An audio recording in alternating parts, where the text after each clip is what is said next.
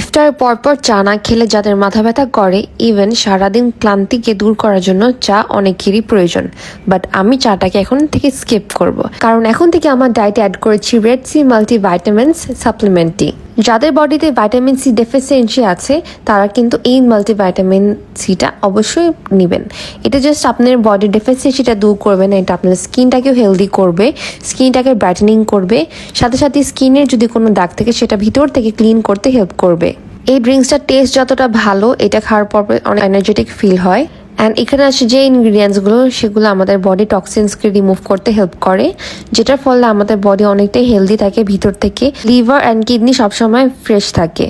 এই জুসের যে বেনিফিটস বলে শেষ করা যাবে না, আমি স্ক্রিনে এটা সব বেনিফিটস দিয়ে দিয়েছি। এটা স্কিনকে পার্মানেন্টলি ভিতর থেকে ফর্সা তো করবে, সাথে সাথে আপনার ব্রণের দাগ দূর করবে, স্কিনের অয়েলিনেস কমাবে, টক্সিনস কমাবে, মেলানিন প্রোডাকশন যদি স্কিন অনেক বেশি হয়ে থাকে কমাবে, পিগমেন্টেশনসও কমাবে, সাথে সাথে আপনার চোখের নিচে যে ডার্ক সার্কেলস হয়ে যায় সেগুলোকেও রিডিউস করবে।